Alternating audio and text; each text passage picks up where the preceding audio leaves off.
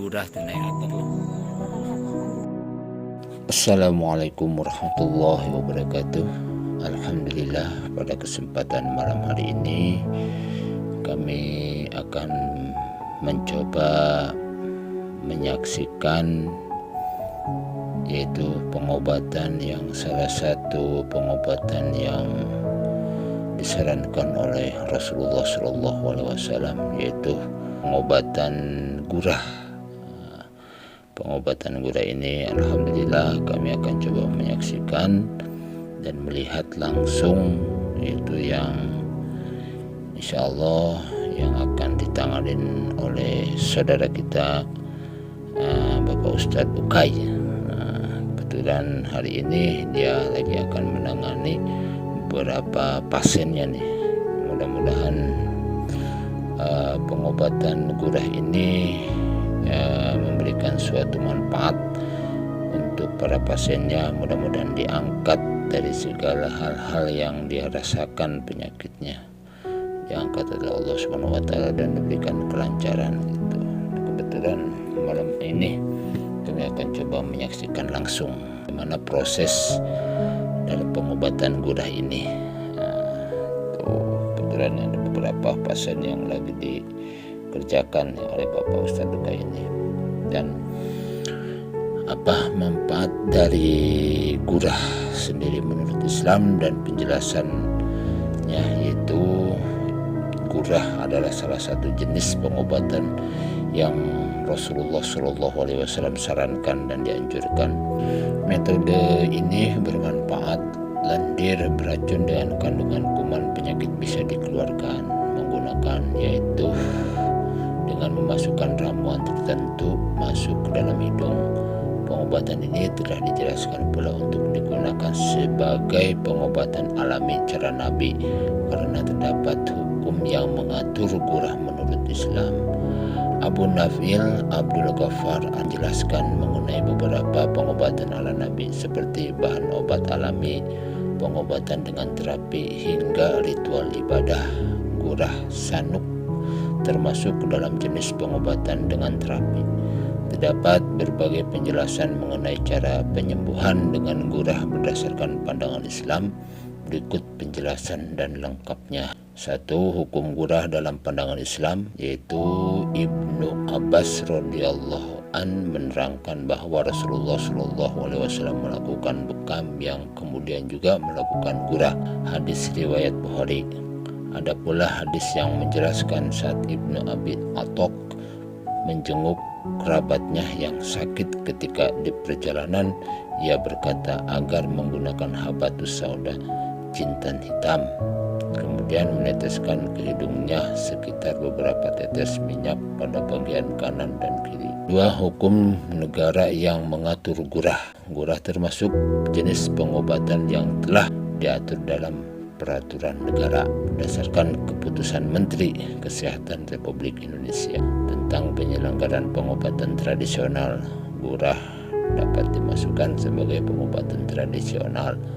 Gurah memiliki pengertian yang sejajar dengan pengobatan Shinsei, jamu, aromaterapi, dan sejenisnya. 3. Manfaat yang diperoleh dari gurah, yaitu gurah dapat dimanfaatkan sebagai salah satu cara untuk menjadikan suara agar merdu dan terdengar nyaring serta kuat. Selain itu, penyakit seperti pilek yang tak kunjung sembuh, gangguan asma, batuk, berdahak, gangguan yang menyerang pencernaan hingga TBC juga bisa disembuhkan dengan cara gurah. Pengobatan ini juga bisa mengobati rematik, peradangan, dan demam.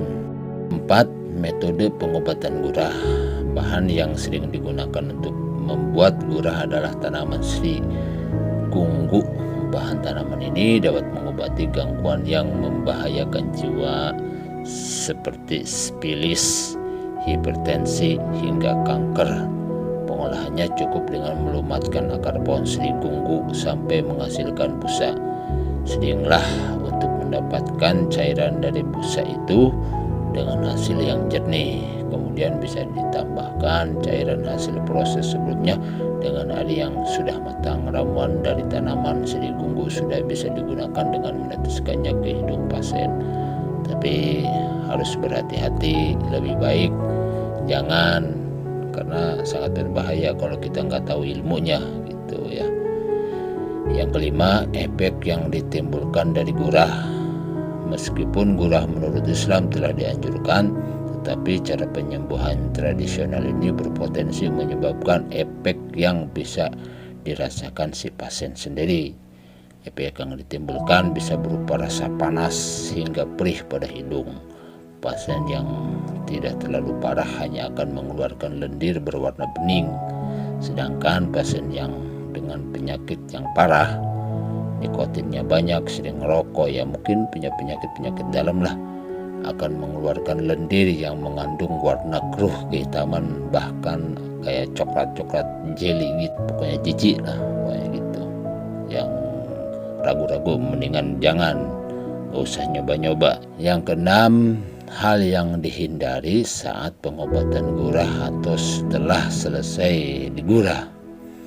Ada beberapa hal yang harus dihindari oleh seseorang yang telah melakukan gurah. Tangan ini bertujuan agar mempercepat penyembuhan dan menghindari hal yang tidak diinginkan. Beberapa pantangannya yaitu menghindari minum es, ya pokoknya yang es lah, dan makanan dingin, menghindari makanan berminyak dan pedas, menghindari makanan asam dan bergetah, menghindari rokok, serta tetap menggunakan masker kalau mau. Itu juga pantangan ini bersifat sementara hingga pasien sembuh. Ya rasanya panas-panas gitulah, paling sehari, 2 hari, 3 hari insya Allah normal kembali. Pengobatan gurah memang telah didasarkan oleh anjuran Rasulullah SAW, namun beberapa penjelasan ilmiah terkait pengobatan ini juga harus tetap diperhatikan agar mendapat hasil optimal dan mengurangi efek negatif yang ditimbulkan. Pasien yang telah melakukan pengobatan ini biasanya akan merasakan sensasi ringan di pernapasan serta suara yang terdengar lebih bagus. Ya enak, dada ngemplong, nikmat dah setelah digurah rasanya. Gurah memang bisa dikatakan sebagai hal yang halal, namun gurah menurut Islam dapat memberikan mudarat jika dapat menyebabkan bahaya bagi orang lain. Hal ini dinyatakan oleh kaidah yang menyatakan bahwa suatu hal tidak boleh menimbulkan bahaya bagi orang lain. Nah mungkin yang tadi, asal jangan kita bikin asal-asalan ramuan terus kita coba-coba ke orang lain, apalagi kita belum paham ilmunya, bisa bahaya, bisa menyebabkan ya rasanya soalnya sangat luar biasa gitu. Bahkan kami pun juga ikut digurah gitu. Ya rasanya pening, panas, kayak orang gak karuan lah, tapi setelah digurah ngemplong dada, rasanya kayak enteng ya. Ngerokok pun juga antak rasanya. Jadi proses gurah ini paling cepet ya 1,5 jam lah, 2 jam, mungkin maksimalnya 3 jam kali. Ya tergantung yang ditanganin gurahnya. Kalau orangnya parah ya mungkin bisa 2 jam kali. Itu kan lendirnya itu tidak boleh putus dan tidak boleh disep lagi, soalnya bisa bahaya nanti. Itu teman-teman sahabat semuanya, itulah penjelasan pengobatan gurah. Mudah-mudahan bermanfaat, terutama buat diri saya dan teman-teman semuanya yang ingin digurah. Silakan coba cari yang benar-benar yang menggurah itu paham dan ngerti, soalnya tidak sembarangan orang bisa menggurah. Itu ada amalan-amalan khusus, ada tata-tata cara yang khusus dan ijazahan khusus untuk menjalankan gurah ini. Mudah-mudahan bermanfaat buat diri saya, dan mudah-mudahan yang memberikan pertolongannya ya terutama buat Ustadz Dukai, kami ucapkan terima kasih telah memberikan kesempatan untuk bikin video walaupun dia kagak mau diwawancarai. Ya mudah-mudahan bermanfaat buat yang pasien yang ditangani cepat sembuh dan merasakan lebih enak lagi dadanya. Mudah-mudahan Ustadz Dukai selalu sehat dan teman-teman sahabat semuanya mudah-mudahan selalu diberikan kesehatan dan selalu dalam lindungan Allah Subhanahu wa taala. Amin ya Allah ya rabbal alamin. Assalamualaikum warahmatullahi wabarakatuh.